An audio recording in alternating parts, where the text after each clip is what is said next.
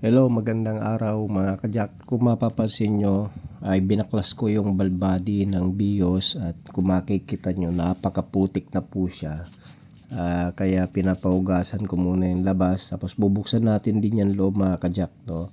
So bakit nagkaroon ng ganitong klaseng putik? Ito po ay kumbaga sa makina oil sludge, no, ay same din po sa automatic transmission. Pagka hindi po tayo nagpapalit ng automatic transmission ay magkaka oil sludge din mga kajak, no.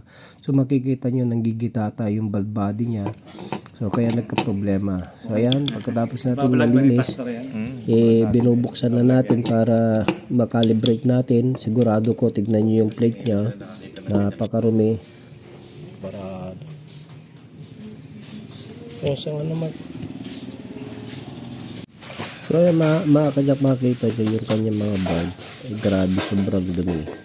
Ayan, so sobra, no? Sobrang putik siya.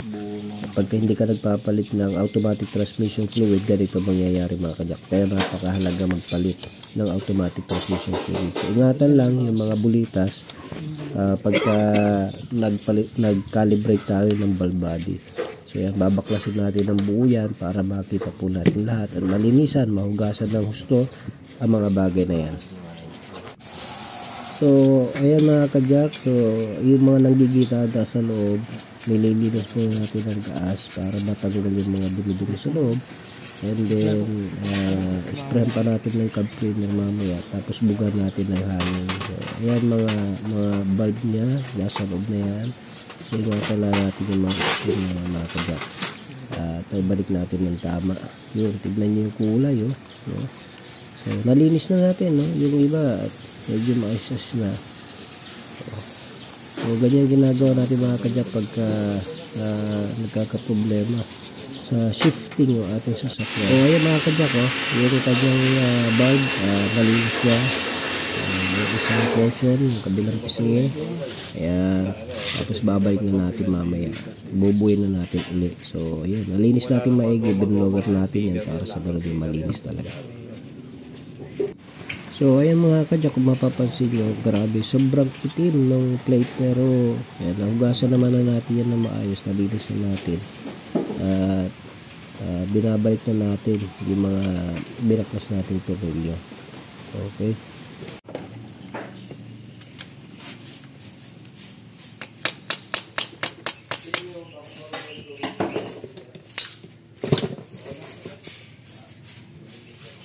Yun po rin.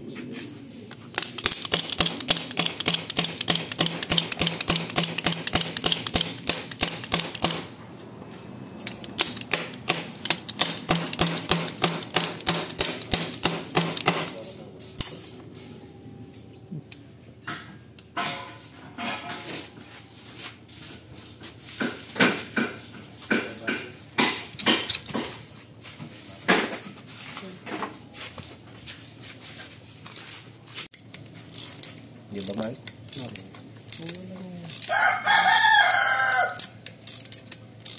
Mabuti may pagkakaroon tayo magbakos.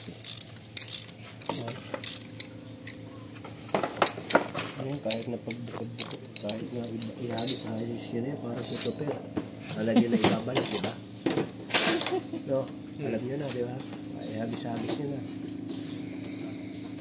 Si super,